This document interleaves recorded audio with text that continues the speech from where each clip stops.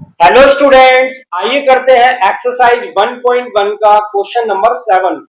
Question दिया है, so that the relation R in the set A of all the books in a library of a college given by relation r is equals to x comma y such that x and y have same number of pages is an equivalence relation।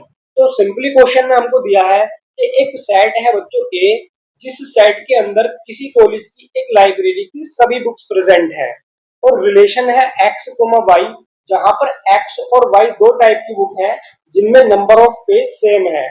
Then हमको show करना है कि ये relation equivalence relation है।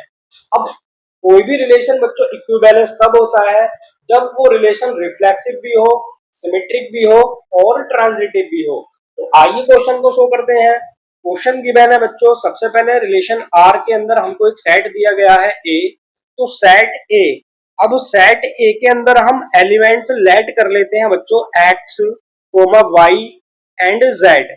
अब यहाँ पर आप एक्स वाई जेड से भी ज्यादा कुछ बुक्स यहाँ पर लेट कर सकते हैं, बट अगर इससे ज्यादा आप लेट करेंगे तो क्वेश्चन थोड़ा सा मुश्किल हो जाएगा। इसीलिए यहाँ पर अच्छा यही होगा कि आप एक्स वाई और जेड तीन टाइप की बुक्स ही लेट कर लें। तो आइए इसके बाद हमको एक रिलेशन दिया गया है are.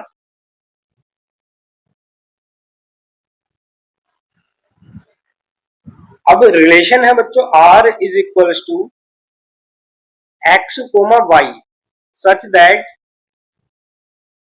X and Y have same number of page.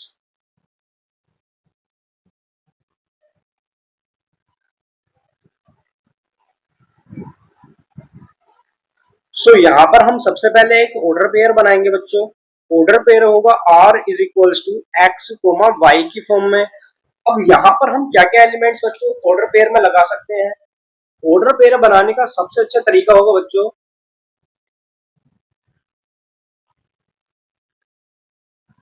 ये। तो आप यहाँ पर सबसे पहले लेट कर लीजिए कि ये एक सेट ए है और ये भी एक सेट ए है। अब सेट ए और सेट ए के अंदर सेम एलिमेंट होंगे बच्चों एक्स वाई एंड जेड। तो यहाँ पर लेट कर लिया एक्स वाई एंड जेड और यहाँ पर भी होंगे एक्स वाई एंड जेड। अब यहाँ पर अगर हम देखें तो बच्चों एक्स का एक्स के साथ एक रिलेशन होगा। सो एक्स का पेयर एक्स के साथ बन सकता है और एक्स का रिलेशन वाई के साथ भी हो सकता है और एक्स का रिलेशन बच्चों जेड के साथ भी हो सकता है। सेम यहाँ पर हम देखें तो वाई का रिलेशन एक्स के साथ, वाई का रिलेशन वाई के साथ और वाई का रिलेशन जेड के साथ भी हो सकता है और सेम जेड का रिलेशन एक्स के साथ, वाई के साथ और खुद जेड के साथ भी हो सकता है। सो आइए देखते हैं यहाँ से बच्चों ऑर्डर पेयर के अंदर क्या क्या एलिमेंट बन सकते हैं। अब ऑर्डर पेयर में हो सकता है बच्चों एक्स कोमा एक्स, क्योंकि एक्स का एक्स के साथ रिलेशन है। और यहाँ पर हो सकता है एक्स कोमा वाई और एक्स कोमा जेड। सेम यहाँ पर हो सकता है Y comma X, Y comma Y and Y comma Z. और यहाँ पर हो सकता है जेड कोमा एक्स,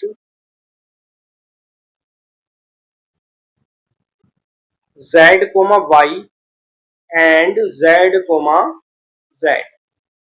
सो ये सारे ऑर्डर पेयर यहाँ पर बन सकते हैं।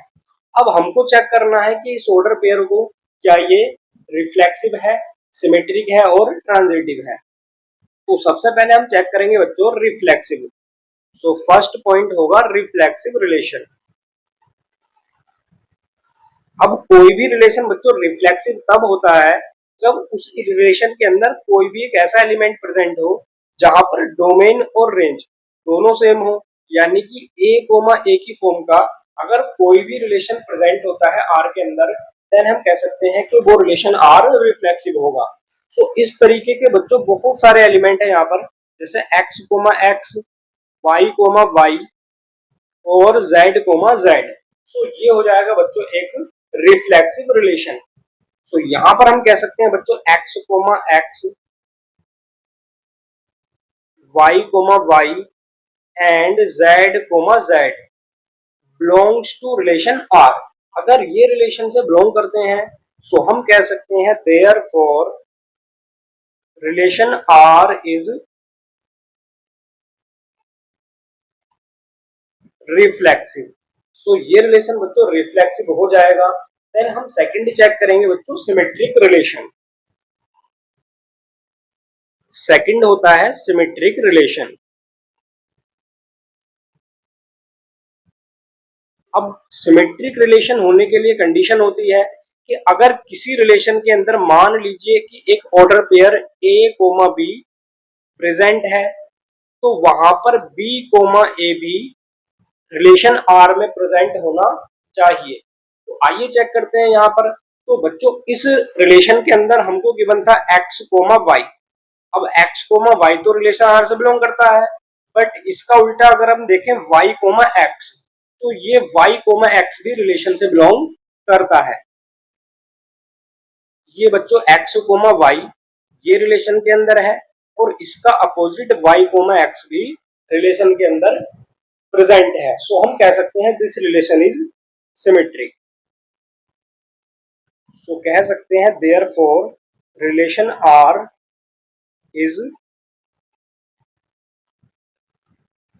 सिमेट्रिक। देन थर्ड होता है बच्चों ट्रांजिटिव रिलेशन।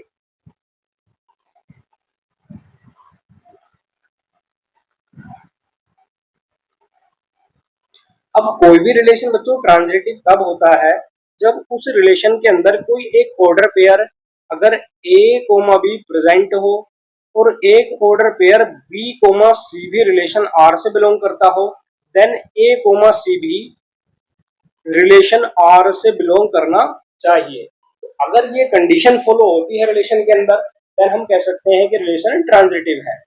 तो आइए चेक करते हैं। सबसे पहले बच्चों हमको रिलेशन के अंदर गिवन है एक्स कोमा वाई, ये तो रिलेशन में प्रेजेंट है, और एक है बच्चों वाई कोमा जेड, ये भी रिलेशन के अंदर प्रेजेंट है।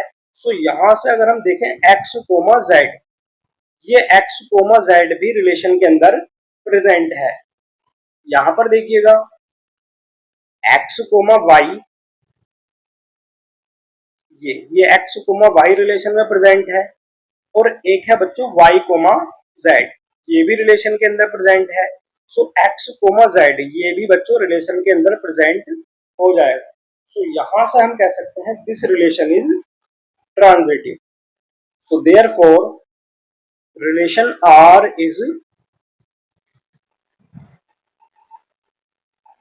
ट्रांजिटिव।